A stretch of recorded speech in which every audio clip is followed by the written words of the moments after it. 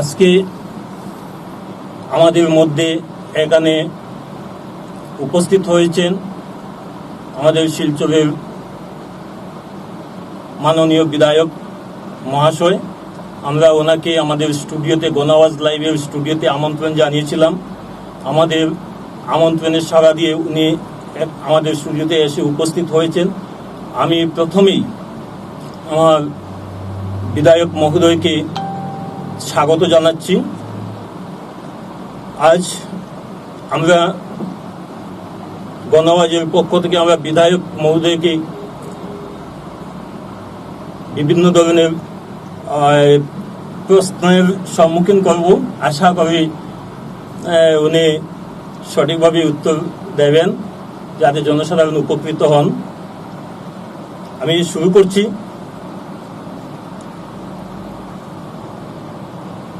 Sir, গত বিধানসভা নির্বাচনে আপনি এবং আপনার দল বিগত সরকারগুলোর ভ্রষ্টাচার দুর্নীতিকে ইস্যু করেছিলেন।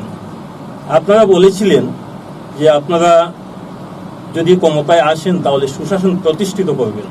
তো স্যার, আপনাদের সুশাসনের স্বরূপটা কীরকম সেটা যদি জনসাধারণকে বলেন তাহলে জনসাধারণ বুঝতে পারবে। নমস্কার। দেখুন,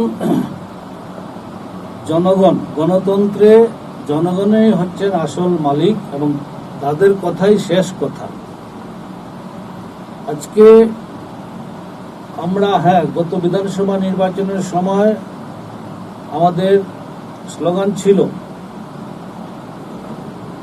চারটে বিষয়ের উপর জোর দিয়েছিলাম আমরা। দুর্নীতি মুক্ত আসাম, বিদেশি মুক্ত আসাম, পরিবেশ স্বচ্ছ পরিবেশ দূষণ মুক্ত আসাম, আর সন্ত্রাসবাদ মুক্ত আসাম। এবং এটা হয়তো রাজনৈতিক বিরোধী যারা, তারা তো স্বাভাবিক বিরোধিতা করবেন, কিন্তু আমি মনে করি যে আমরা চারটি ক্ষেত্রেই সফল হয়েছি। 100% না হলেও যথেষ্ট সফল হয়েছে আমরা। দুর্নীতির কথা প্রথমে আপনি বললেন। দেখুন, দুর্নীতি একটা সামাজিক ব্যাধি এবং বিশ্বজুড়ে সেটা চলছে, কম বেশি প্রতিটি রাষ্ট্রেই সেটা আছে এবং সেটা আমাকে বলতে দিন, আপনার প্রশ্ন উত্তরটা বলতে দিন। আজকে এপিএসসির কেলেঙ্কারি আপনি প্রথমে ধরুন, কোন সরকারের, এটা গত সরকারের আমলের কথা, এপিএসসির কেলেঙ্কারিতে 60 জনের বেশি অফিসার, বিষয়া কর্মচারী জেলের ভাত খাচ্ছেন, কেস চলছে তাদের বিরুদ্ধে। বিশাল একটা ব্যাপার।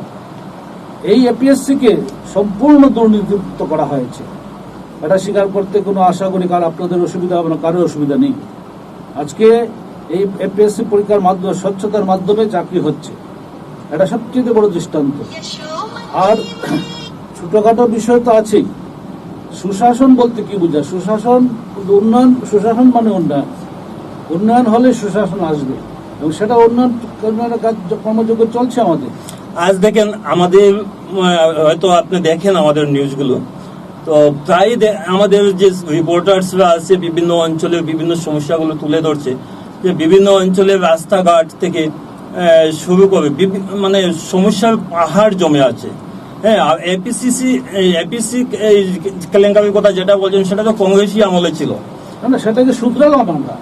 হ্যাঁ, কংগ্রেসের আমল দুর্নীতি সবই কংগ্রেসের আমলে, কংগ্রেসের আমলে দুর্নীতি সব, এটা আমরা ফলভোগ করছি। আর এগুলি একদিনে, এটা মানতে একদিনে এগুলি সমস্যার জোর উপরে ফেলা সম্ভব নয়, চেষ্টা করে যাচ্ছি আমরা। আপনারা তো বলছিলেন যে রাস্তাঘাটের কথা, রাস্তাঘাটের যত কাজ হয়েছে গত কংগ্রেসের 15 বছরে সেই কাজ হয়নি রাস্তার কাজ। হ্যাঁ, রাস্তা একটা কন্টিনিউয়াস প্রসেস, চলছে কাজ বিভিন্ন অঞ্চলে। আজকে পিডব্লিউডি রাস্তা দেখুন, আপনাদের এই সামনের রাস্তাটা, সেটা 4 লেনের রাস্তা হবে আগামীতে। এগুলি কাজ চলছে। এগুলি তো তথ্য বলবে, মুখে বললে তো হবে না, আমি বললে হবে না। কাজ হচ্ছে কিনা রাস্তা, শিলচর সমষ্টির কথা আমি বলছি। শিলচর সমষ্টির আপনি যান, বিভিন্ন দিকে যান, ইটখোলার দিকে যান, মানে উত্তর শিলচর যান, পশ্চিম শিলচর যান, আপনি যেদিকে যাবেন রাস্তার কাজ চলছে। আপনি কি বলতে চান যে বর্তমানে কোনো করাপশন, কোনো দুর্নীতি হচ্ছে না? করাপশন, দুর্নীতি, সেটা আগেই বলেছি, সেটা একটা সত্যি কথা বলতে গিয়ে এটা আমাদের অভ্যাস হয়ে দাঁড়িয়েছে, আর এটা একতরফা হয় না, একতরফা হয় না, সেটা দুপক্ষ মিলিয়ে সেটা হয়। যারা দিচ্ছেন যারা নিচ্ছেন তাদের সম্মিলিত প্রয়াসে সেটা হয়। সেটা জনগণ সচেতন না হলে সেটা কন্ট্রোল করা সম্ভব নয়। আচ্ছা, জনগণকে এগিয়ে আসতে হবে। না, জনগণকে সচেতন করার দায়িত্বটা তো দায়িত্ব আপনাদের, সরকারের উপর। সরকারের নয়। সরকার ব্যবস্থা নেবে, কিন্তু সেটা তুলে ধরার দায়িত্ব মিডিয়ার একটা বিশাল ভূমিকা আছে, সংবাদ মাধ্যমের একটা বিশাল ভূমিকা আছে।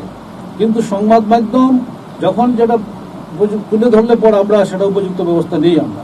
না, দেখেন, সংবাদ মাধ্যম কিন্তু বিভিন্ন সময় বিভিন্ন ভূমিকা নিয়েছে।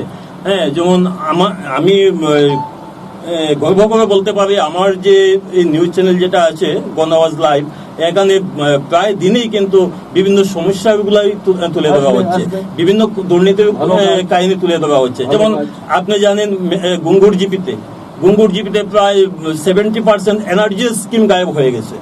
হ্যাঁ, এটা কেস হয়েছে। হ্যাঁ, কিন্তু সেটা কেস হয়েছে, তার মানে কারা কেস করলেন? জনগণ। মানে এটা আনন্দের বিষয় যে জনগণ সচেতন হয়েছে। আগে আপনি লক্ষ্য করবেন, এটা একটা বড় প্লাস পয়েন্ট আমাদের, যে অতীতে কংগ্রেসের সময় কোনো কেস হতো না, কেউ কোনো প্রতিবাদ করতো না, মিডিয়া চুপচাপ থাকতো, কিছু বলতো না বিশেষ। কিন্তু এখন সেটা হচ্ছে না, মানুষ এগিয়ে আসছেন, সেটা ভালো লক্ষণ। আমরাও চাই মানুষ এগিয়ে আসুক। আর সেটা যেহেতু কেস হয়েছে, তদন্ত চলছে, তদন্তে যা হবার হবে, দোষী থাকলে শাস্তি পাবে, এটা তো কোনো দ্বিমত যেই হোক, এটা আমাদের বিচার্য বিষয় নয়। দোষী প্রমাণিত হলে শাস্তি পাবে, আইনের পথে চলবে। আপনারা তো দেখেছেন যে আমাদের এই চ্যানেলে আমাদের শিলচরের ভিডিও মহোদয়া একটা সাক্ষাৎকার দিয়েছিলেন, সেই সাক্ষাৎকারটাও আমি নিয়েছিলাম। তো সেখানে উনি বলছেন যে দুর্নীতি হয়েছে গুঙ্গুর জিপিতে। আমি বললাম, তাহলে আপনি যে দেখুন ভিডিও ম্যাডাম কি বলেছেন না বলেছেন সেটা আমার বিচার্য বিষয় নয়। দুর্নীতি হয়েছে যদি তিনি বলে থাকেন, তিনি ব্যবস্থা নেবেন। না, কোনো তো এখন পর্যন্ত কোনো ব্যবস্থা নেওয়া হচ্ছে না, আইনের পথে চলবে। আপনি একজন জনপ্রতিনিধি, আপনি শিলচরের বিধায়ক হিসাবে আপনি কি ভূমিকা পালন করছেন? দেখুন, ব্যাপারটা হচ্ছে গিয়ে এই যে এনআরজিএস এর কাজ, বিশেষ করে এনআরজিএস এর কাজ, সেটা এত জটিল প্রক্রিয়া। এক সময় মনে হয় আমার এই এনআরজিএসটা উঠিয়ে দেওয়া ভালো। এতে অনেক জটিল প্রক্রিয়া, জব কার্ডের ব্যাপার আছে, প্রপোর্শনাল রেশিওর ব্যাপার আছে, ম্যাটেরিয়ালসের ব্যাপার আছে, লেবারের ব্যাপার আছে, এগুলি জটিলতা মিলে তারপর আরো অনেক কিছু কথা আছে সেগুলি। আর মানে এই সিস্টেমটাই মানে ত্রুটিপূর্ণ সিস্টেম। এনআরজিএস এর উদ্দেশ্য ভালো ছিল, কিন্তু যে নিয়ম কানুন যেটা সেটা ত্রুটিপূর্ণ, সেটাকে পরিবর্তন করা উচিত, স্বচ্ছ করা উচিত আরো নিয়ম। হ্যাঁ, তো এটা তো আপনার গভর্নমেন্টে করতে পারবে। কেন্দ্রীয় সরকারের ব্যাপার, কেন্দ্রীয় সরকারের মাঝখানে শুনেছিলাম তারা এটা উঠিয়ে দেবেন স্কিমটা, দেখা যাক কি হয়। আচ্ছা, নেব না সাইনবোর্ড লাগিয়ে আপনারা টোটাল আসামে কত হাজার কোটি টাকা আপনারা আজকাল একটা মুশকিল হয়ে দাঁড়িয়েছে, আজকে আর মানে হাসির ব্যাপার, 1000 কোটি টাকা। আর 1000 কোটি যেমন গাছের ফল, 1000 কোটি কটা শূন্য লাগে 1000 কোটি লিখতে, এটা আমরা বলতে পারবো না ফট করে। 1000 কোটি আর 1000 কোটি একটা কথা হলো না, 1000 কোটি ফট করে 1000 কোটি এসে যায়। কত টাকা খরচা হয়েছে সেটা তো আমি জবাব দেবো কি করে? শিলচর বিধায়ক আবার জবাব দেওয়ার কথা নাকি? কি প্রশ্ন করছেন আপনারা? বুঝতে পারছি না। দাঁড়ান, সেটা তো আপনার প্রশ্ন বিধানসভা আরটিআই করলে পাওয়া যায়। আজকাল তো আরটিআই যুগ, আরটিআই করলে পাওয়া যাবে না। আরটিআই করলে কিন্তু আমাদের কাছে কিন্তু অভিযোগ আছে যে আরটিআই করলে বর্তমান গভর্নমেন্টের সময় আরটিআই করলেও কোনো জবাব পাওয়া যাচ্ছে না। এরকম 2-3টা প্রমাণ আছে আমাদের কাছে। থাকতে পারে, কিন্তু আরটিআই আমি যখন প্রথম স্তরে করবো, জবাব না দিলে আমার স্টেট লেভেলে যাবে, স্টেট লেভেলে সেন্ট্রাল লেভেলে যাবে, অনেক রাস্তা খোলা আছে। আরটিআই এর মাধ্যমে অনেক কিছু অভিযোগ উঠে আসছে, মানে প্রশ্ন উত্তর পেয়ে যাচ্ছি আমরা। আর দেব না যেটা ছিল, যেটা এখনো আছে, সেটা আমি আবারও বলছি, দেব না একতরফা হয় না। দুপক্ষে একজন হাত পাতবেন, একজন হাত উপর করবেন, দুপক্ষ না মিললে এটা হয় না। এটা দায়িত্ব কার? আমাদের সকলের না। আপনার সরকার যদি বাধ্য করে, আপনার সরকার যদি যারা নিচ্ছে তাদের উপর যদি কোনো ধরনের ব্যবস্থা না নেয়, তাহলে তো সাধারণ মানুষ তো দিতে বাধ্য। না, ব্যবস্থা নেওয়া হচ্ছে না এটা বলবো না। হ্যাঁ, যতটুকু ব্যাপারটা হচ্ছে যে সমগ্র সিস্টেমটাই এটা দীর্ঘ বছরের সিস্টেম, আজকে তৈরি হয়নি। এই সমস্যাগুলো আজকের তৈরি নয়, সেই বহু যুগ থেকে চলছে। কংগ্রেস পিরিয়ডে, মানে স্বাধীনতার পর থেকেই সেটা আমরা লক্ষ্য করেছি। কিছু কেলেঙ্কারির কথা আমরা লক্ষ্য করেছি। সেটা ধীরে ধীরে এটা ঘুরে ধরেছে। সিস্টেমে। এই ঘুরে ধরা সিস্টেমকে আমাদের পরিবর্তন করতে হবে, স্বচ্ছতা ফিরিয়ে আনতে। আমি স্বচ্ছতার পক্ষে আমি কেন, অনেকেই, বেশিরভাগই, কিন্তু অনেক সময় পরিস্থিতি বাধ্য চাপে পড়ে সাধারণ মানুষ অনেক সময় আপোষ করে নেন। যেমন ধরুন একটা প্রধানমন্ত্রী আবাস, গরিব মানুষ তার ঘর চাই একটা, আমরা বারবার বলছি, তা সত্ত্বেও দেখা যায় 5,000 10,000 টাকা হাত বদল হয়ে যাচ্ছে। সেটা মানুষ পরিস্থিতি চাপে বাধ্য হচ্ছে, কিন্তু সেটা অনুচিত। সেটার দিকেও সবারই জনপ্রতিনিধি যারা, বিশেষ করে বা সংবাদ মাধ্যমের দায়িত্ব এটা। সংবাদ মাধ্যমে দেখেন, তুলে ধরা, সংবাদ মাধ্যমে সব সময় তুলে ধরছে, কিন্তু কি হচ্ছে দেখা যাচ্ছে অফিসিয়াল যে ম্যাটারগুলো, যে দেব না নেব না, হ্যাঁ, নেওয়ার ক্ষেত্রে দেব না, ঠিক আছে, পাবলিক চাইছে, বর্তমানে পাবলিক অনেক সচেতন। তো বলছিলাম যে জনসাধারণ দিতে চাইছে না, কিন্তু আপনাদের অফিসিয়ালস, মানে আপনাদের যে প্রশাসনিক যে পরিকাঠামো যেটা, সেটা কিন্তু নিচ্ছে। হ্যাঁ, ওরা কিন্তু না দিলে ওরা দিচ্ছে না। দেখুন, সে ব্যাপারে যদি সেরকম স্পেসিফিক স্পষ্ট কোনো অভিযোগ আসে, আমি নিশ্চয়ই ব্যবস্থা গ্রহণ করেছি, আগেও করেছি, এখনো করবো।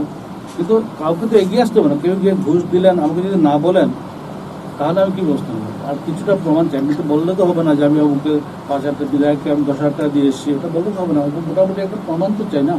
যতগুলো অভিযোগ আসে আমার কাছে, আমি এগুলো ব্যবস্থা নেওয়ার চেষ্টা করি। আচ্ছা, শিলচর ইলেকশন অফিসের ব্যাপারে আপনি কি ব্যবস্থা নিয়েছেন? সেটা তো প্রকাশ্যে এসেছে এবং ব্যবস্থা হয়েছে। তাকে সাসপেন্ড করা হয়েছিল, কোর্টের মাধ্যমে আবার চাকরি ফিরে পেয়েছে। সেটা বিচার ব্যবস্থার উপর তো আমি কিছু কথা বলতে পারি না। কোর্টে কিসের উপর অর্ডার দিয়েছে যে আপনার প্রশাসন যে প্রসিডিং ড্র করার কথা ছিল, সেই প্রসিডিং ড্র করেনি, যার জন্য প্রশাসন এবং গভর্নমেন্ট, আপনার যে গভর্নমেন্ট আছে, গভর্নমেন্ট সুযোগ করে দিয়েছে যে ওকে কোর্ট থেকে অর্ডার নিয়ে আসার জন্য। গভর্নমেন্ট সুযোগ যদি করে দেয়, তাহলে আপনারা কি করেন? আপনারা যারা কেসটা করেছিলেন, মানে আপনারা যারা জড়িত ছিলেন, আপনারা তো ব্যবস্থা নিতে পারতেন। ব্যবস্থা নেওয়া হয়েছে, তাহলে ব্যবস্থা কোর্টের ব্যাপার, এর বিষয়ে আমি বেশি বলবো না, কেননা তাদের কোর্ট জড়িত। কোর্টের রায়ের উপর আমি কিছু বলতে পারবো না। আমি কোর্টের কথা বলছি না, আমি বলছি যে আপনার যে প্রশাসনে যেটা প্রসিডিং ড্র করার কথা ছিল, সেটা প্রসিডিংটা ড্র হয়ে গেলে কিন্তু কোর্টে এই অর্ডার দিত না। কিন্তু আপনার প্রশাসন এবং সরকার কিন্তু এই যে প্রাথমিক যে প্রক্রিয়া যেটা, সেটা কিন্তু পূরণ করেনি। তো এটার জন্য তো আপনার গভর্নমেন্ট দায়ী। সেটা আপনি বলেছেন, ভালো কথা। আগে যদি আমাকে বলতেন যে এই প্রবলেম, পুরো আপনার প্রথম দিকে আমরা সবাই সংবাদপত্র পেয়েছিলাম, খুশি হয়েছিলাম, কিন্তু পরবর্তীকালে কি হয়েছিল কি না হয়েছিল সেটা আমি অবগত নই। কিন্তু তখন বলতেন, তখন সঙ্গে সঙ্গে আমি সেটা ব্যবস্থা নিতে চেষ্টা করতাম। আচ্ছা, আপনারা যে আগে সাইনবোর্ডগুলো লাগিয়েছিলেন দেব না নেব না, এখন এই সাইনবোর্ডগুলো দেখা যাচ্ছে না, নেই, প্রায় নেই। মানে ডিসি অফিসে কোন ছিপাতে একটা হয়তো আছে, আগে সামনে ছিল, এখন নেই, অনেকটা অফিসে নেই। হ্যাঁ, আমরা বিভিন্ন অফিসে ঘুরছি, ওগুলো দেখা যাচ্ছে না। তো অনেকে প্রশ্ন উঠাচ্ছে যে এই সাইনবোর্ডগুলো কোথায় লুকিয়ে রাখা হয়েছে? কোথায় লুকিয়ে রাখা হয়েছে সেটা ভালো কথা বলেছেন। আর দেখুন, সবসময় এটাও ঠিক, আমি বারবার বলি, এগুলো আইন করে সাইনবোর্ড লাগিয়ে দুর্নীতি বন্ধ করা যাবে না। মানুষের মানসিকতা পরিবর্তন করতে হবে এবং আমাদের সবাই মিলে এগিয়ে আসতে হবে। সাইনবোর্ড লাগালেই যে দুর্নীতি শেষ হয়ে যাবে সেমন কোনো কথা নেই। তো সেটা আমাদের দুর্ভাগ্য। আমরা, এবং আমি আগেই বলেছি, বারবার বলছি, একটা সিস্টেমের শিকার হয়ে পড়েছি আমরা। আর একা একজন বা দুজন মিলে কিছু করা যাবে না, সেটা সবাইকে এগিয়ে আসতে হবে। আচ্ছা, এরপর আমার প্রশ্ন হচ্ছে, মুখ্যমন্ত্রীর সঙ্গে আপনিও ছবি মিলিয়েছিলেন যে যদি কেউ দুর্নীতি ধরে দিতে পারে তাহলে পুরস্কার করা হবে, মুখ্যমন্ত্রীও বলেছিলেন। আপনার গভর্নমেন্টে কতজনকে এখন পর্যন্ত পুরস্কার দিয়েছে? আমরা দেখতে পাচ্ছি বিভিন্ন পত্র পত্রিকায়, আসামেরও বিভিন্ন জায়গাতে এভাবে দুর্নীতি ধরা হচ্ছে। হ্যাঁ, আমাদের শিলচরেও একটা ঘটনা ঘটেছে, বা অন্যান্য জায়গাতে গত 2-3 দিনের মধ্যেও আমি দেখেছি। আপনারা কতজনকে পুরস্কার দিয়েছেন? দেখুন, আমি তো ব্যক্তিগতভাবে দেইনি কাউকে পুরস্কার। সরকার কতজনকে দিয়েছেন সেটা খবর নিতে হবে। তবে ব্যবস্থা নেওয়া হয়েছে, যাদের বিরুদ্ধে অভিযোগ তাদেরকে আইন মোতাবেক ব্যবস্থা নেওয়া হয়েছে। তারপর কোর্ট থেকে ওরা রেহাই পেয়ে গেলে সেটা আমাদের করার কিছু থাকে না। আইনের উপর আমরা আমাদের হাত আপনার সরকার কি সঠিক পদক্ষেপ নিচ্ছে, যেগুলো হ্যাঁ। নেওয়া হবে সেগুলো নিচ্ছে? নিশ্চয়ই নিচ্ছে। না, তাহলে শিলচর ইলেকশন অফিসের ব্যাপারে নেয়নি কেন? ইলেকশন অফিসের ব্যাপারটা আপনার বেশি লাগছে, কারণ এটাতে আপনি জড়িত ছিলেন। না, আমি জড়িত থাকার জন্য নয়, কিন্তু সেটাই, সে বিষয়ে অনেক কথা আমি আর বলবো না বেশি কিছু।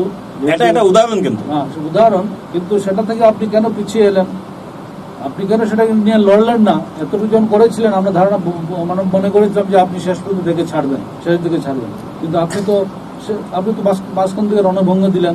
এটাই হচ্ছে সমস্যা আমাদের না, সমস্যা এটাই। যদি বলেন যে আমি কেন রণভঙ্গ দিয়েছি, তো এটা কিন্তু আজকের বিষয় না। হ্যাঁ, আজকের বিষয় না। আমরা এটাই আমাদের দুঃখের বিষয় যে আমরা অনেক সময় আমরা বাধ্য হয়ে বা স্বার্থের কিছু কারণে হোক বা যে কোনো কারণে হোক আমরা হতাশাগ্রস্ত হয়ে সরে দাঁড়াই। তাহলে আমি আপনাকে বলছি, আমি রণভঙ্গ দিইনি। যেহেতু আপনি স্বার্থের ব্যাপার বলছেন, এখানে আমার কোনো স্বার্থ হয়নি, বরং আমার গভর্নমেন্টে বলেছিল যে দুর্নীতি মানে দেব না, নেব না, আমি দেইনি। না দেওয়ার ফলস্বরূপ আমার প্রচুর লস হচ্ছে। এখন আমি বুঝতে পারছি বিভিন্ন অফিসে কাজ করতে গিয়ে আমি বিভিন্নভাবে বঞ্চিত হচ্ছি। তো এটা আজকের ইস্যু না। তো কথা হচ্ছে, এখানে আমি কিন্তু রণভঙ্গ দিইনি, রণভঙ্গ দিয়েছে গভর্নমেন্ট, সরকার। যে আপনার যে সরকার, হ্যাঁ, আজ আপনারা যে সরকারের যারা প্রতিনিধি আছেন, আপনারা রণভঙ্গ দিয়েছেন, আপনারা প্রশাসনকে কাজে লাগিয়েছেন। আপনার প্রশাসনের যে দায়িত্ব ছিল, হ্যাঁ, প্রসিডিং ড্র করা, সেটা পর্যন্ত করা হয়নি। হ্যাঁ, কিন্তু আপনি হয়তো জানেন না, আমি কিন্তু এখন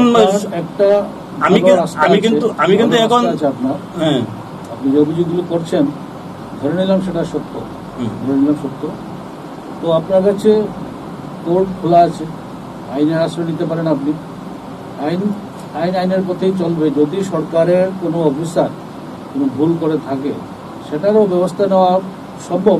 যদি আপনি একমাত্র এটা আইন, সরকার যদি ভুল করে থাকে, আপনি যদি মনে করেন যে না সরকার ভুল করেছে, সরকারের অফিসাররা ভুল কাজ করেছে, অন্যায় করেছে, সেটারও বিচার আপনি পাবেন কোর্টের মাধ্যমে। না, তাহলে আপনি স্বীকার করছেন যে আপনার সরকার এবং প্রশাসন বলছি দুর্নীতিমুক্ত নয়? দুর্নীতি এটা আমি বলছি, যদি আপনি মনে করেন যে এটা ভুল হয়েছে, যদি আপনি যেমন ধারণা যে ভুল, সেটা বিচার ব্যবস্থার কাছে আপনি যেতে পারেন। এটা কোর্টের ইয়েতে আছে, অর্ডারে আছে, আমি আপনাকে দেখাতে পারি যে কোর্টের অর্ডারের মধ্যে আছে। কোর্টে অর্ডার দিয়েছে, যেহেতু প্রশাসন এ ব্যাপারে যেটা প্রাথমিক পদক্ষেপ হিসাবে প্রসিডিং ড্র করার ছিল সেটা করেনি, সেই হেতু কোর্ট বাধ্য হয়েছে। কিন্তু কোর্টে তারপরে এটার উপর ভিত্তি করে আপনি আবার যেতে পারেন। আমি এটা জানতে চাইছি, আপনার সরকার এবং প্রশাসনের কি ব্যবস্থা, সরকারের ব্যবস্থা সরকার নিয়েছে, দেবে, কোনো বিষয় নয়। একটা দুটো ক্ষেত্রে হয়তো ত্রুটি থাকতে পারে, আর সমস্ত দেশে আর সমস্ত রাজ্যে হাজারো সমস্যা। ঠিক আছে, তো আপনি যেহেতু বলছেন যে আমি আইনের দিকে যাওয়ার জন্য, আমি আপনাকে জানিয়ে দিই, আমি আইনে গিয়েছি। হ্যাঁ, লোকায়ুক্তের মধ্যে অলরেডি আমার কমপ্লেন পাঠানো আছে। এখন পর্যন্ত এটা এন্ট্রি হচ্ছে না, হবে আশা করি। হ্যাঁ, ওইটা ব্যবস্থা নেই। ঠিক আছে, আমরা এখন চলে যাচ্ছি অন্য ইয়েতে। আচ্ছা, গত বিধানসভা নির্বাচনে আপনাকে যারা কাছের মানুষ উপাধি দিয়ে একটা বাজিমাত করেছিল, তা আমরা দেখছি নির্বাচনের কয়েক মাস পর ওরা আপনার সঙ্গে নেই।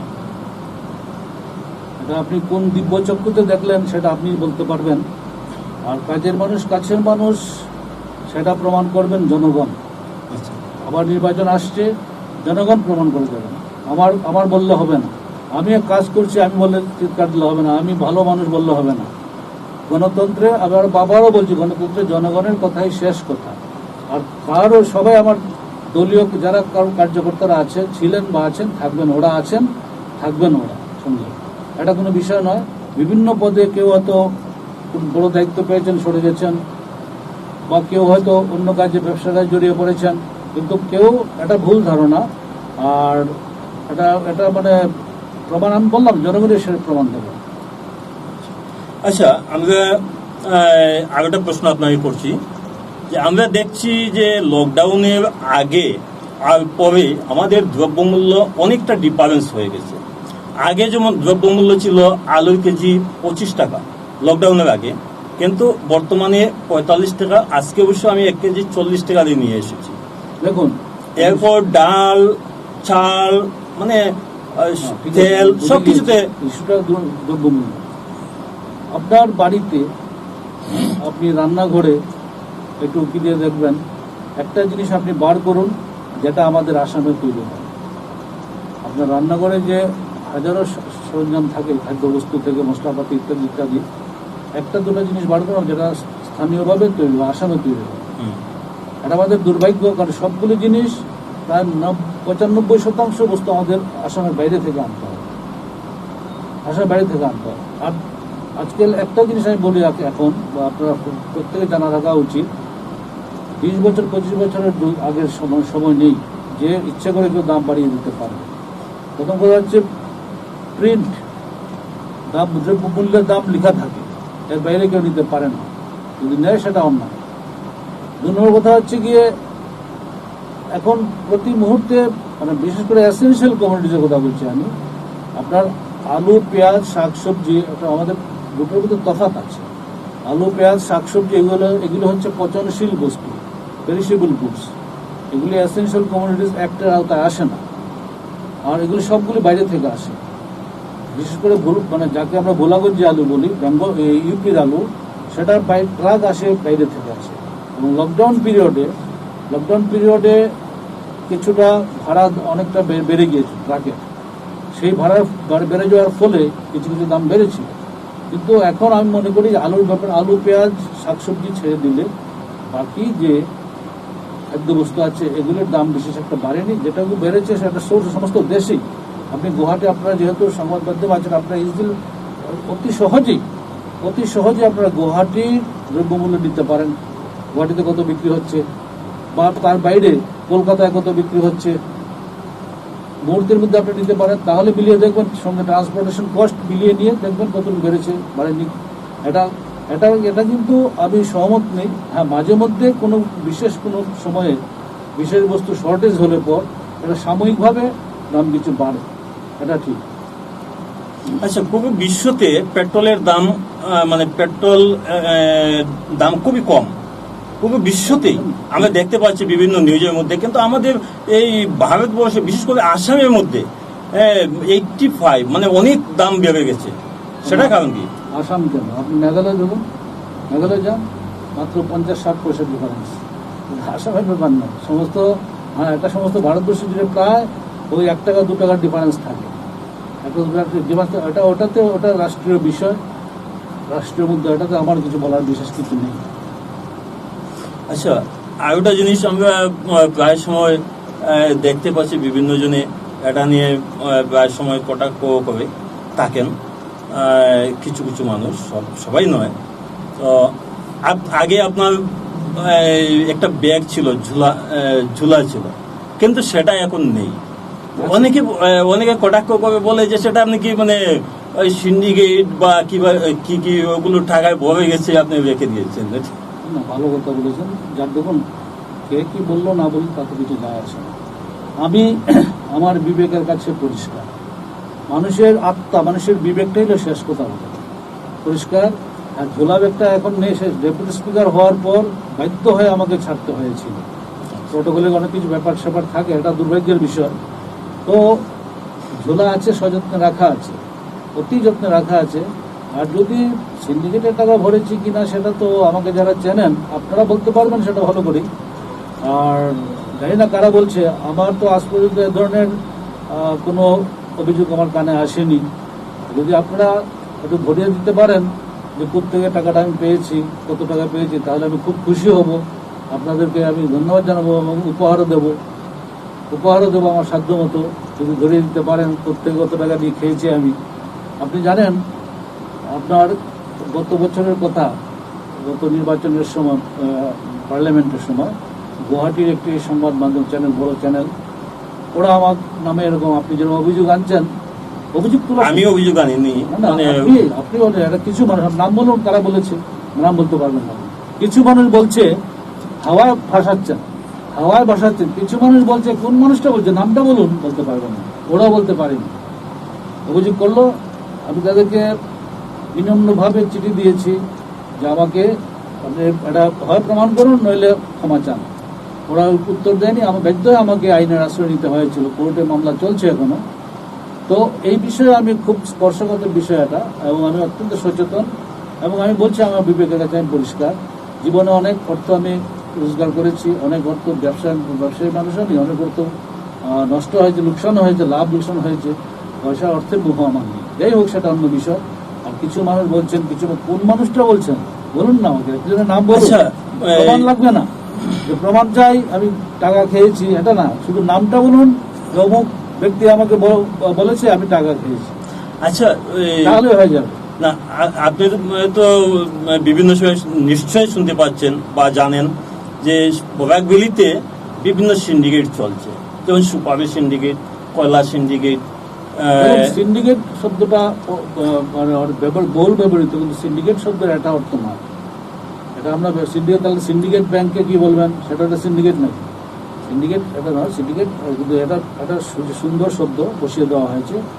এটা একটা চক্র আছে, চলছে, দুর্নীতি চলছে, এটা আমরা স্বীকার করি, এবং সেটা বন্ধ করার চেষ্টা হচ্ছে। ইদানিং আপনারা লক্ষ্য করেছেন, গত 1 মাস থেকে দেখেন, তাহলে যখন বিভিন্ন জায়গায় ধরা পড়ছে, সরকার ব্যবস্থা নিচ্ছে, তবে এটাকে আরো কঠোরভাবে ব্যবস্থা নেওয়া উচিত। এবং আমি আবারও বলছি জনগণকে এগিয়ে আসতে হবে, ধরে দিতে হবে, কারণ এটা রাষ্ট্রের লোকসান, ক্ষতি, রাষ্ট্রের ক্ষতি মানে জনগণের ক্ষতি। তো এই সিন্ডিকেটে বিজেপির বিভিন্ন নেতাদের নাম উঠে আসছে। হ্যাঁ, আপনি মানে যে সমস্ত নেতাদের নাম আপনি নিশ্চয়ই দেখতে পেয়েছেন। এই বিষয়ে আমি কোনো অভিমত, যেহেতু আমার নাম যদি উঠে আসে আমি জবাব দেব, আমার নাম উঠে আসলে আমি সেটার জবাব দেবো। অন্য কার নাম এলো না সেটার জবাব আমি দেবো। আচ্ছা, 5 গ্রাম পেপার মিল সম্পর্কে আমরা দেখছি যে বিজেপি পুরোপুরি নীরব, অথচ আমাদের প্রধানমন্ত্রী নরেন্দ্র মোদী জি যখন এখানে 5 গ্রাম এসেছিলেন, তো কাটাগালের এখানে একটা প্রোগ্রামে তখন বলছিলেন যে পেপার মিল বা নওগাঁ পেপার মিল, এবং কেরলের একটি পেপার মিল, নাগাল্যান্ডের পেপার মিল, এই 4টে পেপার মিল এইচপিসি দুরবস্থা আজ থেকে নয়, কংগ্রেসের 12-13 ইংরেজি থেকে শুরু হয়েছিল। তো দুটো পেপার মিল ডিসইনভেস্টমেন্ট হয়ে গেল এবং বেঁচে গেল। কিন্তু আমাদের দুর্ভাগ্য যে কাছাড় এবং নওগাঁ এই দুটো মিল যদি সেই সময় যদি ডিসইনভেস্টমেন্টে চলে যেত, তাহলে হয়তো বা আমরা বেঁচে যেতাম। যাই হোক, সেটা কেন পেপার মিলের দুর্দশা হল?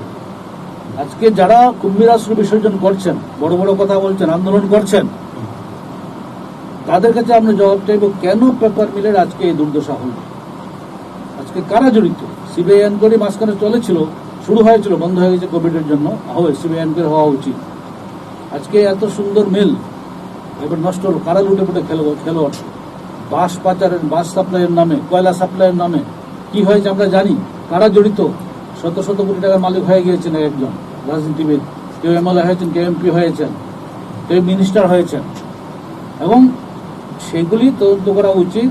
তদন্ত করে এই দুর্নীতির সঙ্গে কারা যুক্ত, পেপার ধ্বংসের পেছনে কারা আছে, যারা আছেন বা ছিলেন, তারাই কিন্তু আন্দোলন করছেন অনেক একটা অংশ।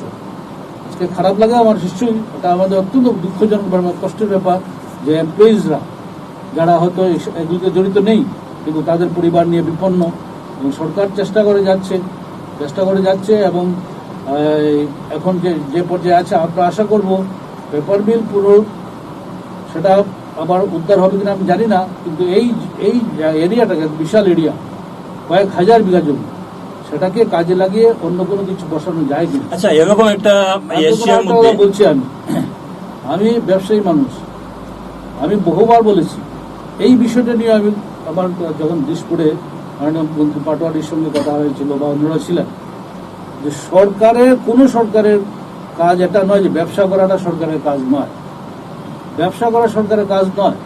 সরকার ব্যবসা করতে যাবে, লোকসান হবে, ব্যবসায়ীরা করবে, সরকারের কন্ট্রোল থাকবে। সেই মুদ্রা মূল জিনিসটাই সরকারগুলো, কংগ্রেস সরকারের সময় যে ভারী শিল্পগুলো যতগুলি বানিয়েছিল সবগুলি লোকসানের মধ্যে ছিল। আজকে এয়ার ইন্ডিয়া কথা দেখুন, অন্যান্য কোম্পানি লাভ করছে, এয়ার ইন্ডিয়া লস করছে। এটা সরকারের ব্যবসাতে ঢুকাই উচিত না। তো মোটামুটি 5 গ্রাম পেপার মিল সম্পর্কে আপনার এটাই চেষ্টা চলছে। আমি বেশি চিন্তিত এই কর্মচারী যারা বেতন পাচ্ছেন না, আজকে 4 বছর হয়ে গেল, তাদের জন্য। তাদেরকে সুরাহা করা উচিত সর্বপ্রথমে। তারপর মিলটাকে কিভাবে বাঁচানো যায় বা অন্য কোনো মিলে কনভার্ট করা যায় কিনা বা বেসরকারীকরণ করা যায় কিনা সেটা পরের ব্যাপার। কিন্তু আগে আমাদের এই কর্মচারী ভাই বোনরা যারা আছেন, যারা বিনা বেতনে অত্যন্ত কষ্টের সঙ্গে তারা দিন কাটাচ্ছেন, তাদের একটা ব্যবস্থা করা উচিত সরকারের। আচ্ছা, আর একটা প্রশ্ন আমার আপনার কাছে, যে আমাদের কাছে এটা ভিজুয়ালও আছে, আমরা দেখাতে পারবো। দক্ষিণ করিমগঞ্জের বিধায়ক কমলাক্ষ দেপুরকাস্ত বরাকের বিজেপি মন্ত্রী বিধায়ককে মেরুদণ্ডহীন বলেছেন। উনি বলেছেন যে আপনাদের নাকি কোনো ক্ষমতাই নেই গৌহাটি গিয়ে দিশপুরে গিয়ে কথা বলার, আপনার মেরুদণ্ডহীন। দেখুন, এগুলি প্রশ্ন জবাব দেবো না। কমলাক্ষ দেপুরকাস্ত এমন কোনো বিশেষ ব্যক্তি নন, তার কথা জবাব দিতে হবে। আর তিনি রাজনৈতিক ব্যক্তি, রাজনীতি করেন। অত রাজনীতিবিদরা এ ধরনের কথা, যেহেতু নির্বাচন আসছে সামনে, বাজার গরম করতে হবে, এগুলি কথা বলবেই, আরো অনেক কথা বলবে। কে কি করেছেন, কে কি, শুধু কথা বড় বড় কথা বললেই তো হবে না, কাজ কে কতটুকু করেছে। আমি শুধু বড় বড় কথা বলবো, ভাষণ দেব আর অভিযোগ তুলবো, সেটা নয়। আমাকে কাজ করে দেখাতে হবে। উনি কাজ করতে পারেননি, এখন এই কথা দিয়ে এগুলো ডাইভার্ট করছেন, মানে তার দৃষ্টিটা সরিয়ে নিচ্ছেন পাবলিকে। এগুলি চলে, রাজনীতিতে এগুলো হয়। এগুলি কথার বেশি গুরুত্ব আমি দিই না। আচ্ছা, আমরা কয়েকদিন আগে দেখলাম যে বিজেপির কিছু সংখ্যক কর্মী, তৃণমূল স্তরের কর্মী, ওরা বিক্ষুব্ধ হয়ে আপনাদের জেলা সভাপতির বিরুদ্ধে বিভিন্ন অভিযোগ এনেছে, দুর্নীতির অভিযোগ এনেছে, বিভিন্ন অভিযোগ এনেছে। তো এখন দেখা যাচ্ছে যে এরপরে ওদের উপর সাংগঠনিক হিসাবে আইনি যে পদক্ষেপ সেটা নেওয়া হয়েছে, ওদেরকে দল থেকে বহিষ্কার করা হয়েছে। তো সেটা কি যে কারো মুখে সত্যকে ছাপা দেওয়ার একটা অপচেষ্টা নয়? এখন প্রশ্ন হচ্ছে গিয়ে একটা বড় কথা, আমি যেটা বিশ্বাস করি, আমি ঈশ্বরে বিশ্বাস করি এবং কর্মে বিশ্বাস করি। একটা জিনিস আমি বুঝি, আমরা সবাই জানি যে সত্য কেউ চাপা দিতে পারবে না। যদি যে কোনো সত্য, আমি বলছি না এই বিষয়টা, যে কোনো সত্য মিথ্যা মিথ্যেই থাকে, গেল এটা। 2 নম্বর কথা হচ্ছে আমি বিধায়ক, জনপ্রতিনিধি। আর এখানে একটু সূক্ষ্ম ফারাক আছে। সংগঠন আর জনপ্রতিনিধি, সংগঠনের বিষয় আলাদা, আর আমার কাজ আলাদা। আমি আমার কাজ করে যাচ্ছি। একটা সংগঠনে তার নিয়ম, আমাদের যে সাংগঠনিক ঢাঁচা আছে, কিংবা সাংগঠনিক যে আমাদের অনুশাসন পদ্ধতি আছে, কিংবা আমাদের যাকে বলে কনস্টিটিউয়েন্সি আছে, আমাদের যেটা দলের যেটা গাইডলাইন আছে, হ্যাঁ, সংবিধান যেটা আছে, যেটা বাংলা বলি সংবিধান, সেই সংবিধানের ভেতরে আমরা সবাই যারা আমরা দল করি, দলের কাজ করি, আমরা বিধায়ক হই, সাংসদ হই, কিংবা কর্মী হই, যাই হোক, আমরা কিন্তু এই সংবিধান আমাদের মেনে চলতে হবে। সংবিধান মতো আমরা চলতে বাধ্য।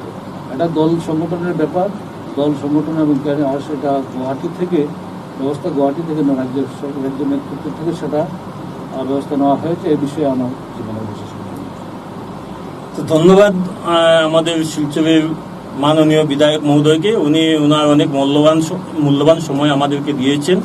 আগামীতে আমরা ডিবেটের আয়োজন করব, আমরা ওনাকে আমন্ত্রণ জানাবো। আজকে উনি আমাদের এখানে এই গরমের মধ্যে আমরা এসিও লাগাতে পারিনি, হ্যাঁ, তো আগামীতে আমরা এসিউসি লাগিয়ে একটা সুন্দর একটা স্টুডিও বানাবো, সেখানে ওনাকেও আমন্ত্রণ জানাবো, হ্যাঁ, অন্যান্য বিধায়কদেরকে আমরা আমন্ত্রণ জানাবো। তো আজকে আমি এখানে আমার শিলচরের মাননীয় বিধায়ককে আসার জন্য ধন্যবাদ জানিয়ে এখানে আজকে আমাদের সাক্ষাৎকার সমাপ্ত করছি।